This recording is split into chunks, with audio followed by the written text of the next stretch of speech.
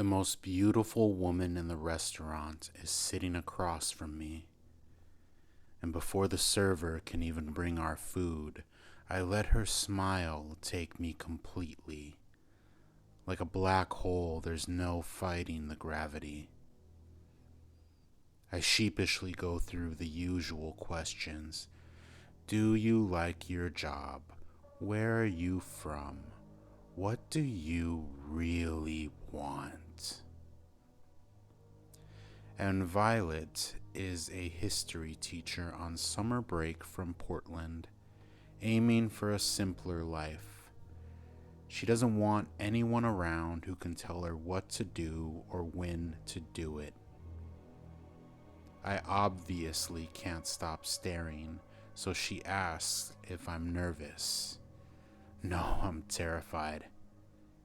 She giggles and tells me to relax. It's only dinner. And she's right. It is only dinner.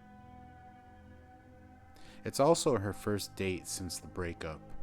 Her ex was controlling, jealous, and towards the end very possessive.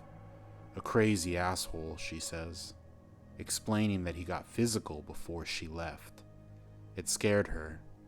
So this Bumble date here makes her feel in control. She messaged me and she picked the restaurant. I keep pretending to be shy to let her keep that feeling. Okay, now I've definitely done all the talking, she says, half embarrassed. So what about you? What's your deal? I tell her that right now I'm a bit of a cliche, a struggling artist who lives check by the paintings I sell, barely able to pay my rent. She asks if I'm serious. Oh, definitely, I reply. You're paying for dinner if my card gets declined. She laughs and asks me to draw something on the napkin she hands me. Well, go on.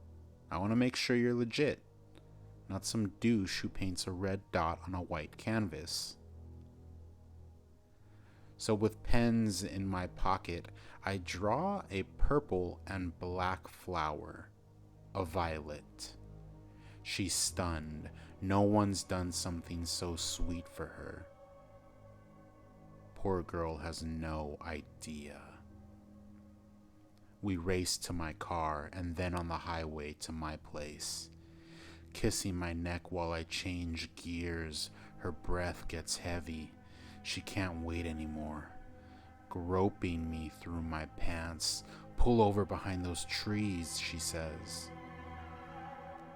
Off the road, parked in a moonlit forest, I turn the lights off and pull the seat back.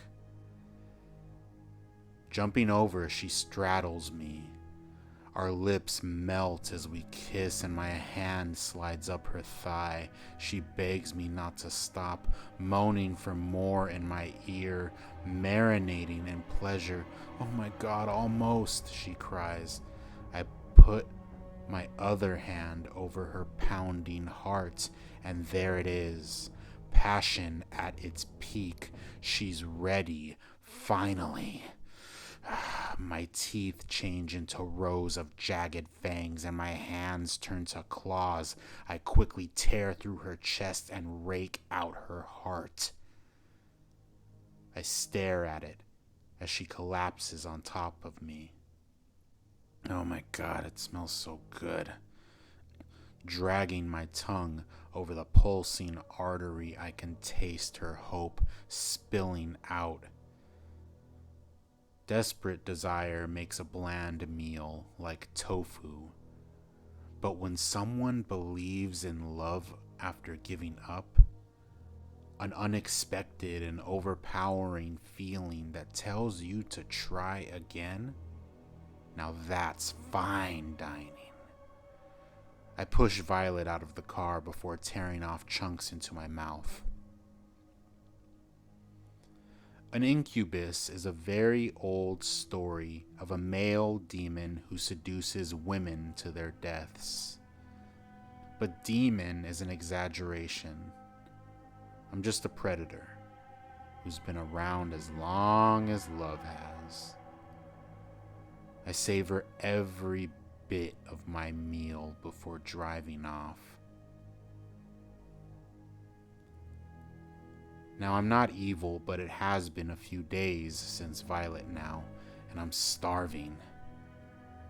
In bed, swiping through Tinder, I find the usual low-calorie snacks advertised with cleavage and counterfeit smiles. Never shop when you're hungry. Everything starts looking good. But just when I'm about to log out, I find exactly what I'm looking for. Claudette. I comb through her social media, and she's gorgeous, educated, traveled, recently single, and 15 miles away. We match, and after a few messages, set up coffee. I decided not to even touch her tonight.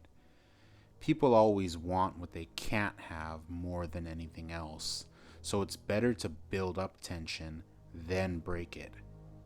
Stick to flirting. Something I'm struggling with right now, because she smells so mouth-watering. Setting down her cup, she tells me she should be up front with me. I'm not really seeing anyone right now.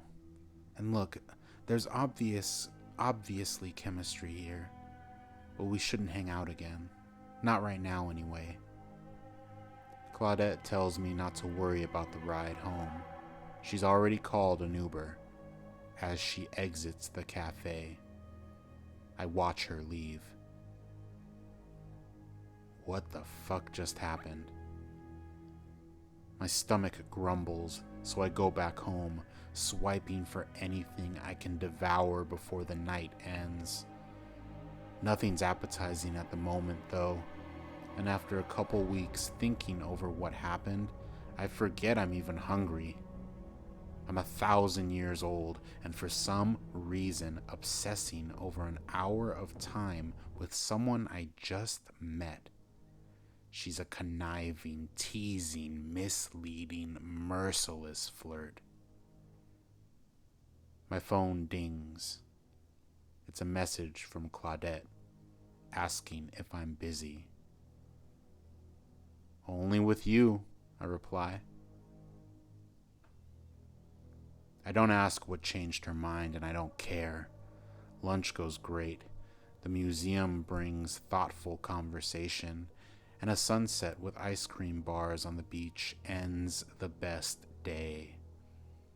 She tells me she had a really good time and wants to keep it going back at her place. And on our way, we laugh about me wanting to message her, her waiting to message me.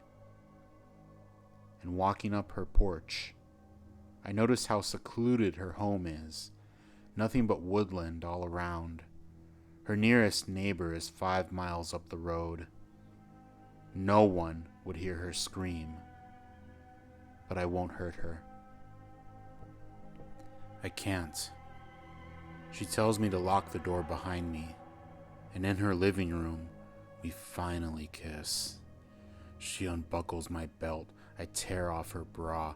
Buttons are broken. Clothes are gone. We devour each other. On the couch, in the kitchen, shower, and finally her bed.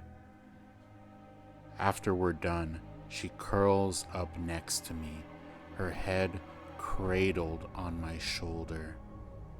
She kisses my neck, my cheek, and then my lips.